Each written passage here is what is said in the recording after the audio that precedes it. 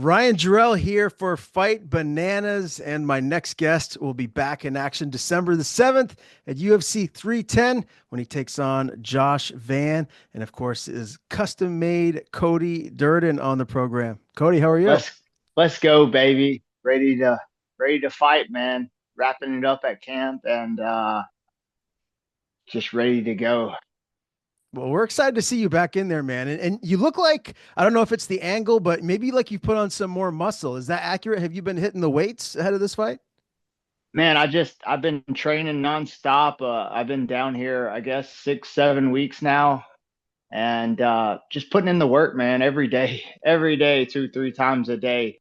I mean, I haven't really taken a day off, and I can't even remember. Even on Sundays, I'm running. So, sparring 3 times a week, and sparrings went well, and just healthy, man. Hungry, healthy, motivated, ready to punch this dude in the mouth. That's for sure. Now, with Thanksgiving being tomorrow, are you going to be able to indulge a little bit, or do you kind of have to be real careful? Nah, man, I can't eat anything. Man, I want some stuffing so bad. That's what I look forward to. Some good gravy and some stuffing. But I could talk food with you all day long right now. But I know.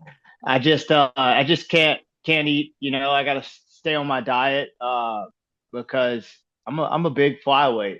And that's why my last fight we had to do it at 135 on 4 day notice. It was funny when I got the fight. I was 151 pounds, and I was like, oh my God. I was like, I definitely can't make 25. I said, we'll do the fight if you make it at 135. And Matt Schnell agreed, so that's what we did. Wow. That's impressive to I mean, if you're walking around north of 150 and you're cutting down to 125, you got to be so disciplined. What's your weight at today? Today I'm at 142 pounds. So Is that I'm pretty good. normal for Yeah, where you're? Yeah, okay. All yeah, right. pretty good stuff. Um, yeah, man, it's better for me to just stay down here at Coconut Creek, and I'm even training tomorrow. So stay down here and train, go home Friday or after I get done training tomorrow. We'll see how it goes. But yeah, man, I can't go home and watch everybody eat all this good food and drink all this great whiskey. And I just sit there like a loner. Yeah. Yeah, that would be miserable. Now, are you going to have a Thanksgiving celebration after the fight? Is that something that you plan to do with the family? For sure, man. I wanna go to In-N-Out Burger. Like that's what I've been thinking about, a nice burger. So, uh, but then again, we'll see what happens. I gotta stay focused, man. I gotta stay focused after the fight. I'm a big indulger, and I usually drink and like to have fun and party and eat crappy. I gotta do better, Yeah. Well, you after keep after fights, sure. but. Well, you deserve to have a little bit of a break and indulge a little bit after the fights after such a hard camp. But I know you're focused on climbing the rankings and getting where you want to be in your career. Tell me the win over Schnell was in September. Was it basically right back into camp after that? I mean, I know you shot a deer. I think it was, is it Snickers? Is that the deer that you shot? Is Yeah, that what it is? oh, stickers. Yeah, yeah. Stickers. Okay. I was after this deer and I hunted him. He kept evading me, and man, they're smart. They're not dumb animals. And finally, I got him with my bow. So that was a cool little thing. But no, I've been training, but out of camp, take some evenings off, enjoy it with the family, enjoy the outdoors, and I like to eat good, man. I like to eat steaks. I like to go out to nice restaurants, and it's a product of what I've done. I'm had this is my third fight this year, and I got the big bonus the last fight. So yeah, it's all coming together, man. Did you do anything special with that money, or you just kind of stash it? Well, it's funny you ask. I talked to my financial advisor, and honestly, I just put it in the stocks. And Mhm. then right when I put it in the stocks, I think it was like 3 weeks before the election. and then it went into the stocks, and then everything just skyrocketed. I was like, okay, that was a good move. Yeah. I know you're happy So with the. We won't go down the election path because people get so worked up, depending on which side of the they're on. But I know you're excited about Trump being in office. Am I right? I am. I mean, I'm excited. We needed him to win. Honestly, I'm not gonna sit here and bullcrap you. Like, I think the country needed him to win, and now we just all come together like we were before the election. It's no hard feelings. I have plenty of friends that are Democrats, so Mhm. we don't argue about it. We just agree to disagree, and that's Sure. the cool thing about life. The cool thing about America, we can all have different opinions. It don't have to be hostile or aggressive. Totally agree, man. Has Trump ever been cage side at one of your fights? And if not, like if you get to experience that one day, what would your reaction be if he's sitting there cage side watching you fight? Man, it'd be awesome. The president of the United States sitting cage side. I mean, I was actually about 10 yards from him at a fight, and it was a cool experience seeing him walk in, and man, just everything the guy's been through. Almost getting assassinated twice, and the dude's so rich he doesn't have to do this. But I feel like he's the man for the job, and I hope the next 4 years are good. I hope they're great. Well, according to your career right now, things are doing really well. So I'm excited to see what is next for you. What were your initial thoughts on Josh Fan when you heard the name and the opponent? Like, what did you think from a style standpoint? Perfect, man. He likes to stand and bang, and I like to stand and bang. We'll see who the first one to fall is. I've been working hard on my striking, and there's no doubt about it that I have power. We've seen that in the fights. I've turned these strikers into wrestlers. Bruno Silva. He tried to take me down. Matt Schnell, of course, Tagir. He took me down twice, but he was a Sambo world champion, and my dumbass tied up with him twice. So I learned from that. But yeah, man, I mean, it's gonna be a great fight. The guy's young, uh, but man, I got the experience. I got the leverage. I got the harder fights under my belt, and I'm prepared. Yeah, I'm actually glad you said that because that was one of the things that stood out to me when I was just kind of looking at your guys' record and who you fought. You've clearly fought the tougher competition. It's not even close. Do you feel like you're just going to be the more veteran fighter with the savvy in there? Like you're just going to be too much for him, something that maybe he hasn't experienced at this point of his career? Yeah, man, I believe in myself. I let that Bruno Silva fight get away from me, which that's in the past, but it motivates me to make better decisions in the cage, and I've got a lot of experience in the cage of making mistakes and what to do, what not to do, and we're gonna see that experience shine December 7th next weekend. So I'm coming in there and I'm gonna be vicious and I want to see blood and I'm gonna see who the first one falls. I love it, man. And Charles Johnson, that's a mutual opponent that you guys have both fought. When you look at, how you did against him versus what Josh, his performance was, like, do you take a lot from that fight? Do you see like holes in his game from watching someone that he's fought that you've been in there with? Absolutely, absolutely. I see holes in Charles Johnson's game in that fight, and I see holes in Joshua Van's fight. He's been knocked down in pretty much all of his fights, and I clearly know that I have a better striking game than them. So that's the cool thing about it, man. We get to find out, and also, dude, I'm one of the best, bro. Like I train with the best. I know who I am. I know how I train. Uh I know I train with the champion Pantoja, and I know how well I do against them. And man, he's the best. He's got 3 belts at home for a reason, and the whole camp's been training with him every day. So there ain't no way Joshua Van's better than him. Oh, yeah, there's no doubt about that. I mean, Pantoja is looking amazing, and it's got to be pretty cool that he's on this very card. You know, you guys are going through camp together. He's obviously the main event. He's taking on Kai Sakura. This would be his UFC debut. Break that down for me. When you look at that fight, like, what do you think? What do you think we're going to see? Man, you're gonna see Pantoja coming forward and just smothering him, man, getting him against the cage and getting his takedowns and dude, his striking's improved, and that's what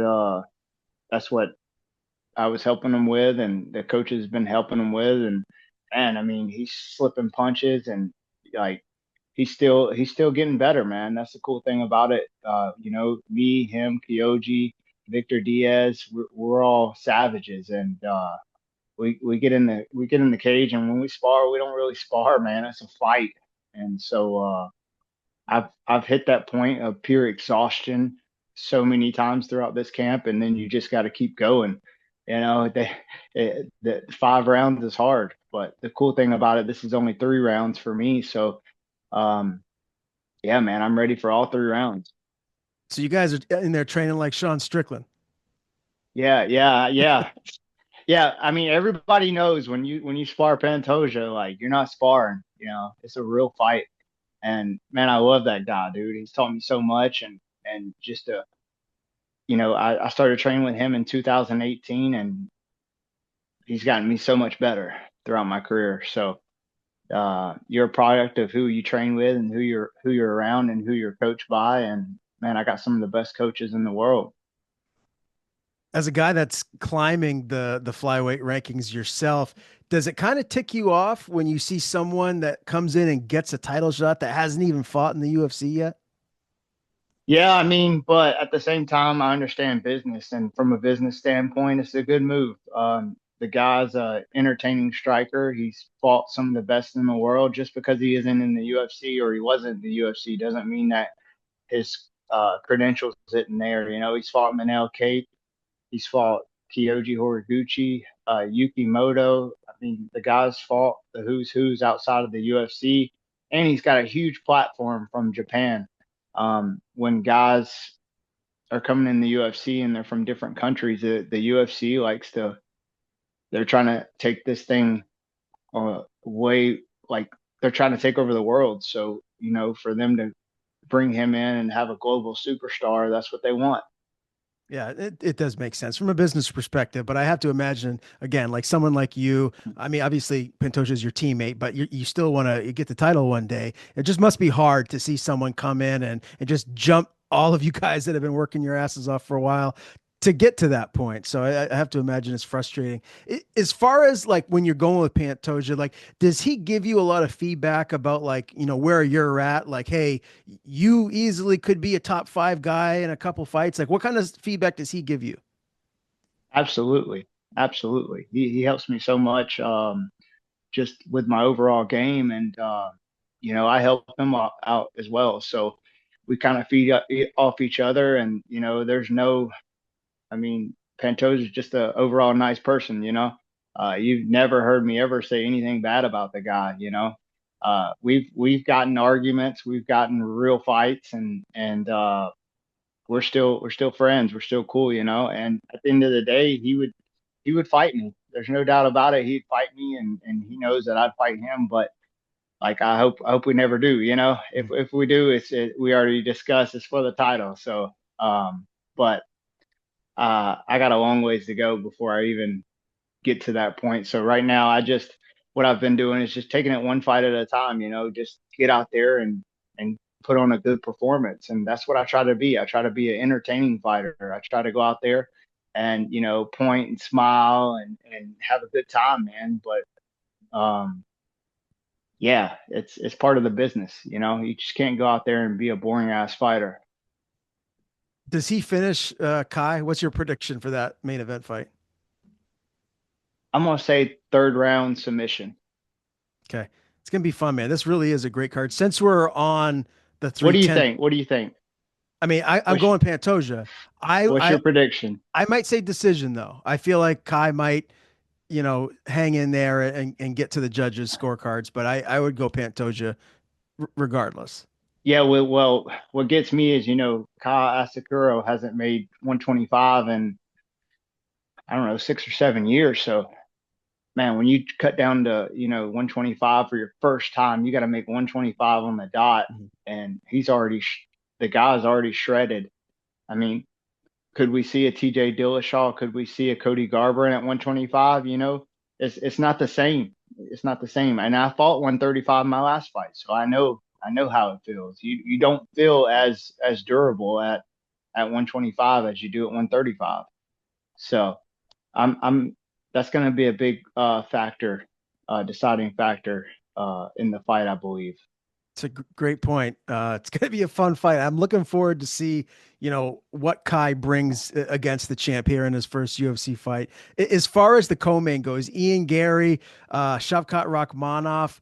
What's your analysis on that one? Man, what a banger! As a fighter and a fight fan, dude. That's an awesome matchup. Two former teammates who trained together, sparred together, and I'm just gonna have to go with Shavkat, man. He's a well-rounded fighter, and I think he's gonna be able to get his back, get him down, and win the decision. Yeah, that's probably where I'm going as well. Ian Gary, I mean, he's still gonna have a bright future, but I think it's Shavkat's time, man. I would not be surprised if he beats Gary and then fights and wins the belt next. All due respect to Bilal. Yeah, yeah. And Bilal's, man, he's on another level right now, isn't Yeah, he? yeah, I he's mean, he, he even looks like he's on. When I saw him fight Leon Edwards, I was like, dang, who is this guy? He's got yeah, abs and everything. yeah. I But mean, he was training with Khabib too for a while, so I mean, I have to imagine that just elevated him even more. absolutely, those guys are their training's ruthless. So sticking on that topic, talking about Khabib, one of the greatest of all time. We saw what happened with John Jones beating Stipe, the greatest UFC heavyweight of all time. When someone asks you who's the MMA GOAT or who's your Mount Rushmore, who is it? Like who comes to mind for you from like the best ever? The best ever, I would definitely say John Jones, but I think Khabib retired too early, and I think the best pound for pound fighter right now is Islam Makhachev, just because he's in his prime and he's fighting consistently. And, John Jones is kind of at the later end of his career. He even talks about it, why he doesn't want to fight Aspinall. He's young, hungry, and at the top of in his prime.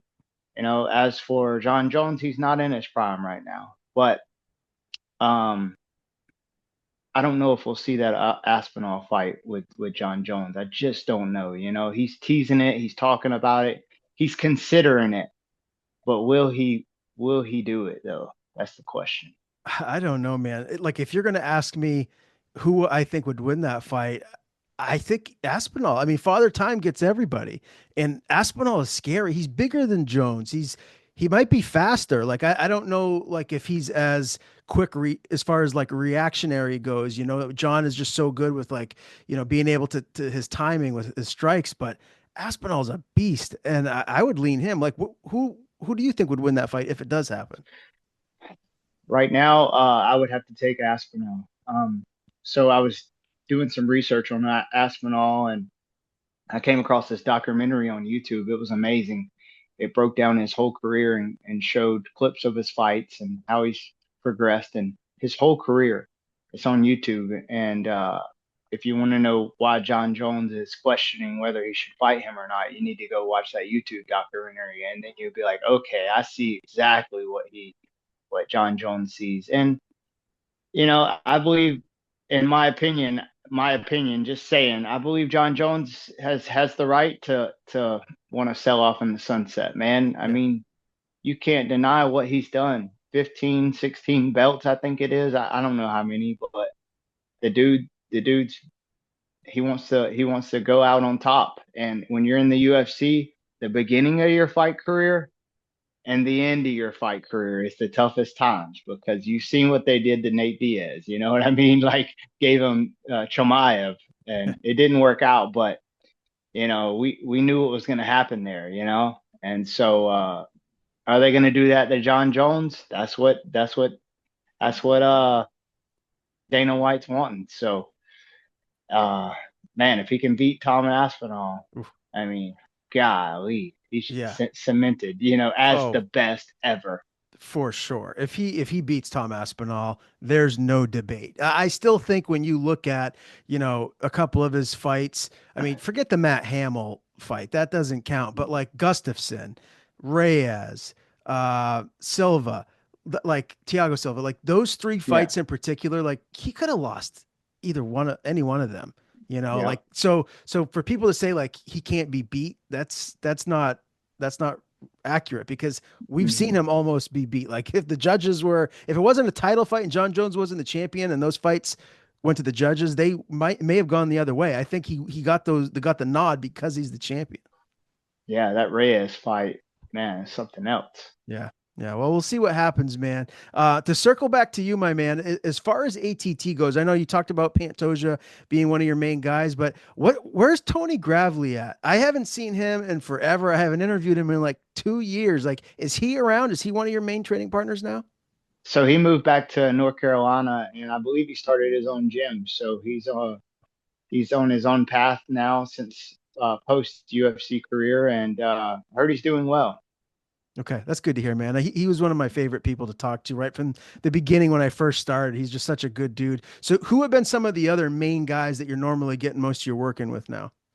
Yeah, also Tony's been he was a great training partner as well, So yeah, he's definitely missed down here at ATT, but Victor Diaz, he's a grappling jiu-jitsu wizard. Like it's been a small circle of another guy that I train with a lot, Riley Palmer. I think he's 3-0 pro, undefeated as amateur. He's on the come up.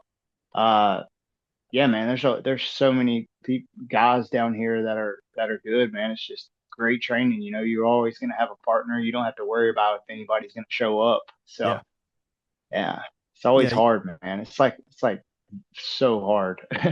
I can only imagine. I saw But some. but you do get accustomed to it though.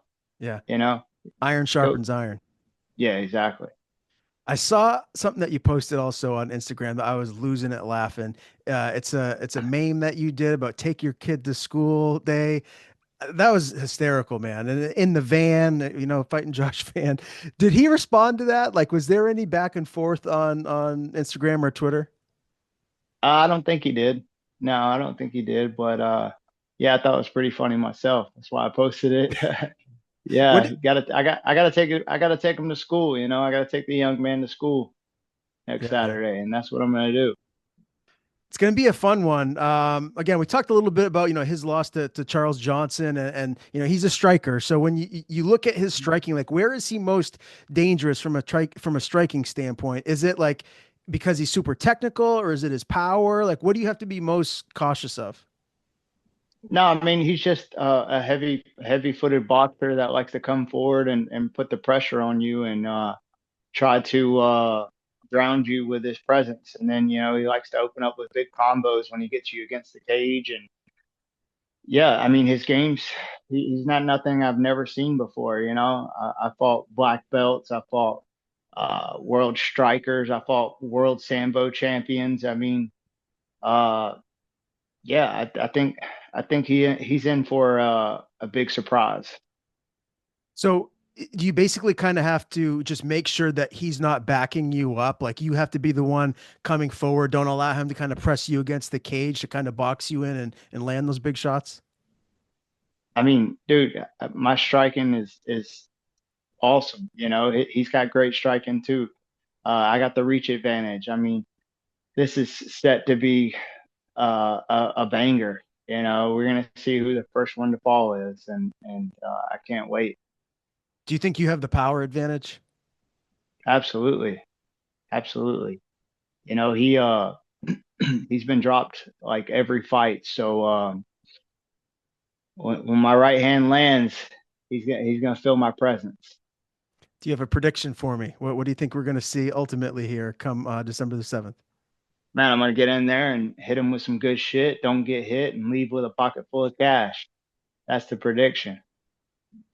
And Cody, when you look forward to next year, I can't believe it's almost 2025. This time next year, where do you think you're going to be, man? Like, are you going to be a top 10 guy in this division? Like, where realistically, where do you feel like you're going to be come a year from now? And I think I'm gonna be up there with the top guys. You know, uh, I'm gonna.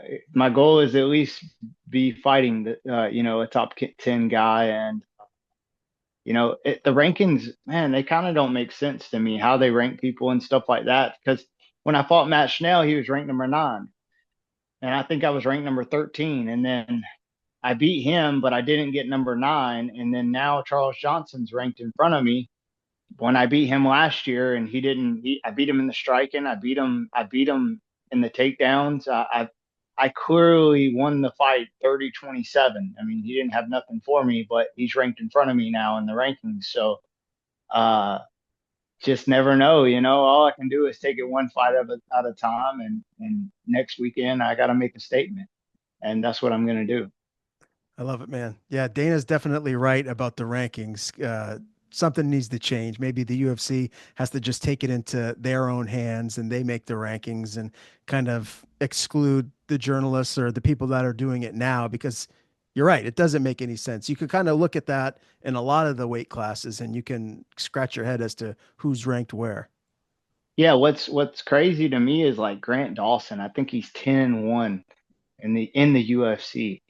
And I think he's ranked number like 15, 14. I'm like, what the heck? This guy's dominating and finishing people that's never been finished and just gets him on the ground and does what he wants. But his only losses was to Bobby Green. Yeah. Well, if they run it back, I can guarantee you that Grant Dawson's going to finish him. So, uh, yeah, the rankings don't really make sense. 100%, man. Well, we're excited to see you back in there, Cody. It's always a pleasure to chat with you, my man. Again, December 7th, UFC 310. Cody Durden, Josh Van Scrap. Before we do sign off, brother, I want to give you the floor. Anything you want to plug? Anyone you want to thank? Floor is yours. Man, shout out to my wife and my family. Hope y'all have a great Thanksgiving. Sorry I'm not going to be there, but I'll be home soon. I love you guys.